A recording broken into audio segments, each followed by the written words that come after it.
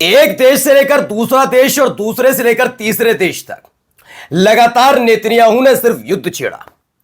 हैरत में दुनिया नहीं है बल्कि खुद इजराइल के लोग हैं कि आखिर ऐसा क्यों किया गया, क्यों टैक्स पेयर के पैसे को बर्बाद किया। और इसके साथ साथ इजराइल की बर्बादी की पटकथा नेतन्याहू ने लिखी। वो क्लियर हो चुका है कि खुद और उनका बेटा यायर नेतन्याहू, जिस पर भ्रष्टाचार के गंभीर आरोप है, उनसे बचने के लिए और देश संकट में है ये दिखाकर कोर्ट की सुनवाई से बचने के लिए सब किया गया। लेकिन अब यह कितना आसान होने जा रहा है क्या? क्योंकि अब 4600 साल के लिए नेतन्याहू को जेल की सजा हो। जी हां, ये कहां से डिमांड उठी, क्यों कहा जा रहा है, क्या गंभीर आरोप लगे हैं, वो आज आपको दिखाऊंगा। यही नहीं, आज आपको दिखाने जा रहा हूं कि कैसे तुर्की ने ऐलान कर दिया है कि बस यह ध्यान रखना है कि यह वार्ता जो हो रही थी, जो पाकिस्तान के अंदर, वो फेल हो गई है। लेकिन इस बार युद्ध शुरू हुआ तो इजराइल पर हमला करने वाले देशों में तुर्की भी शामिल होने वाला है। लेकिन अगर तुर्की शामिल हुआ तो अमेरिका भी इजराइल का समर्थन करेगा और तुर्की पर हमला करेगा, क्योंकि दोनों ही नेटो संगठन का हिस्सा है। खबर यही नहीं, एक और देश ने बड़ा तगड़ा झटका दिया है।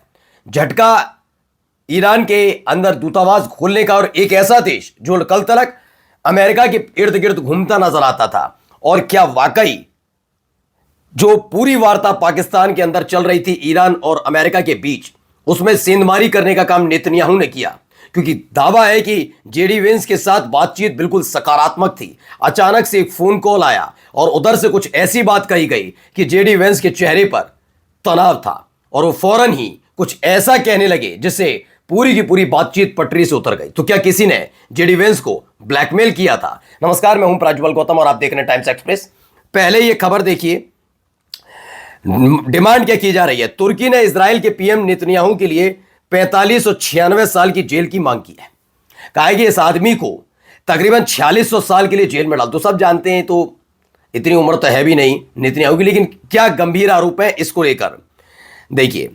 तुर्की ने इजराइल के प्रधानमंत्री बेंजामिन नेतन्याहू और अन्य 35 इजरायली अधिकारियों के खिलाफ आरोप पत्र दायर किया है। इसमें अक्टूबर 2025 के सुमुद गजा फ्लोटिला को समुद्र में रोके जाने के मामले में कुल 4596 साल तक की जेल की सजा की मांग की गई। कहा गया है कि इस आदमी को पहली फुर्सत में 4600 साल के लिए जेल में डाल दो। गजा में जो कुछ किया सो किया।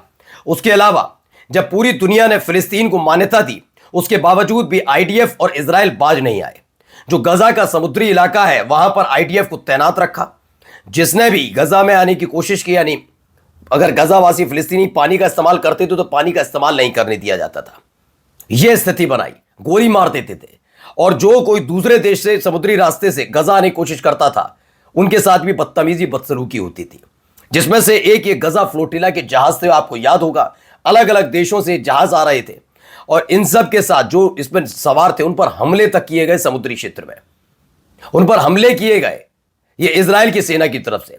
इसे अंतर्राष्ट्रीय नियमों और मानवाधिकार का उल्लंघन करार देते हुए कहा गया कि किसी की भी जान की परवाह न करने वाला इजराइल कैसे हस्तक्षेप कर सकता है। और 4600 साल की सजा की मांग की गई है। यानी न केवल वॉर क्रिमिनल के तौर पर पहचान नेतन्याहू ने बनाई, बल्कि थू इस बात को लेकर भी हो रही है कि वो किसी भी देश को मानने के लिए तैयार क्यों नहीं होता। आइए अब ने तुर्की के राष्ट्रपति रजब तय्यप एर्दोगन क्या कह रहे हैं, जरा सुनिए। Ateşkesin ilan edildiği gün İsrail 254 Lübnanlıyı barbarca katletti. Gözünü kan ve kin bürümüş soykırım şebekesi her türlü insani değeri hiçe sayarak hiçbir kural ve ilke tanımadan günahsız yavruları, kadınları, sivilleri öldürmeye तो तुर्की पाकिस्तान शांति हासिल करने में असफल रहा और अगर जंग दोबारा शुरू होती है तो इजराइल पर हमला करना हमारा फर्ज है।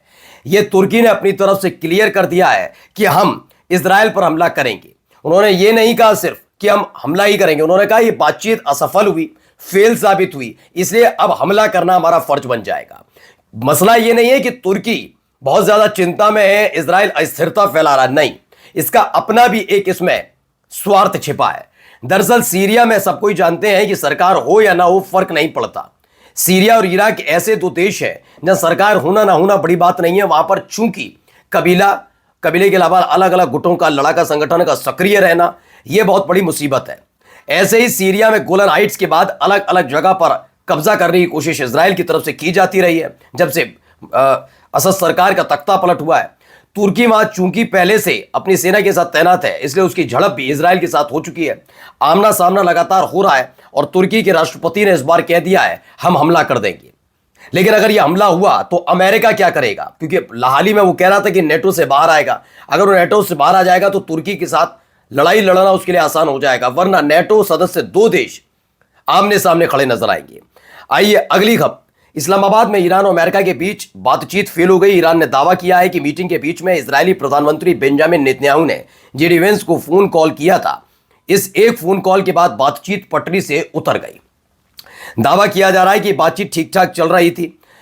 सामने पूरा डेलीगेशन ईरान का बैठा हुआ था, जिसमें अब्बास अराग़ची भी बैठे थे, ईरान के जो संसद के स्पीकर है वो भी बैठे थे, जेडी वेंस बैठे थे, उनके साथ विटकॉफ बैठे थे। मतलब दोनों तरफ से बातचीत चल रही थी, अलग अलग मुद्दों पर, यूरेनियम पर भी, स्ट्रेट ऑफ हॉर्मुज पर भी, बहुत सारी चीजों पर बातचीत चल रही थी। अचानक से खबर है कि जेडी वेंस के पास फोन आता है नेतन्याहू का।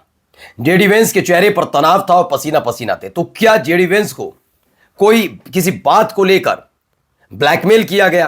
क्या वजह रही कि जो जेडी वेंस इस फोन कॉल से पहले, नेतन्याहू के फोन कॉल से पहले सकारात्मक बातचीत कर रहे थे, उन्होंने सारा बातचीत का रुख इजराइल की तरफ मोड़ दिया था। लग ही नहीं रहा था वो अमेरिका या फिर जिन मुद्दों के साथ आए उस पर बातचीत करने के लिए इंटरेस्टेड थे, वो इजराइल को लेकर ज्यादा बातचीत कर रहे थे और इस पर ईरान भड़क गया और फिर पूरी बातचीत पटरी से उतर गई। देखिए खबर भी है, अगर वो फोन कॉल ना आया होता तो शायद ईरान और अमेरिका के बीच समझौता हो जाता। ईरान के विदेश मंत्री सैयद अब्बास अराग़ची ने बड़ा दावा करते हुए कहा कि पाकिस्तान के इस्लामाबाद में हुई अमेरिका ईरान शांति वार्ता के दौरान इजरायली पीएम बेंजामिन नेतन्याहू के फोन कॉल ने पूरा माहौल बदल दिया। नेतन्याहू के कॉल के बाद हमारी बातचीत का फोकस युद्ध विराम से हटकर इजराइल पर चला गया था। वो इजराइल जो सीज फायर के, इस टेम्परेरी सीज फायर के बीच भी लेबनान पर हमला करके सीज फायर का उल्लंघन कर रहा है। और ऐसा भी नहीं है कि जेडी वेंस अपनी बात पर अटल नहीं रह पाते। तो क्या वाकई जेडी वेंस को कहीं ना कहीं ब्लैकमेल करने की कोशिश की गई? क्योंकि इतना बड़ा देश, एक उस देश के उपराष्ट्रपति एक देश के प्रधानमंत्री के फोन कॉल के बाद पूरी बातचीत का रुख पलट देते हैं और सब कुछ धराशायी हो जाता है। जेडी वेंस का चेहरा देखने लायक भी था जिस दिन वो ये कह के निकले थे कि नो एग्रीमेंट है, कोई तरह की डील नहीं है, बातचीत खत्म हो चुकी है, तमाम चीजें कह रहे थे। और अब देखिए यही बात सच साबित होती हुई नजर आ रही है। अब झटका क्या लगा है? झटका देखिए, स्ट्रेट ऑफ हॉर्मुज को घेरने की कोशिश की जा रही है। आज 5:30 बजे के बाद इसमें यहाँ पर अपडेट है। इन सब के बीच अलग अलग देशों से अपील की है डोनाल्ड ट्रंप ने कि आप आइए और स्ट्रेट ऑफ हॉर्मुज में साथ दीजिए जिससे नाकेबंदी की जाए। पहले का हमारे पास यूनाइटेड किंगडम जैसे देश हैं, ब्रिटेन जैसे देश हैं जो स्ट्रेट ऑफ हॉर्मुज में मदद के लिए अपने युद्धपोत भेज रहे हैं। फौरन ही 2 घंटे बाद जवाब दे दिया।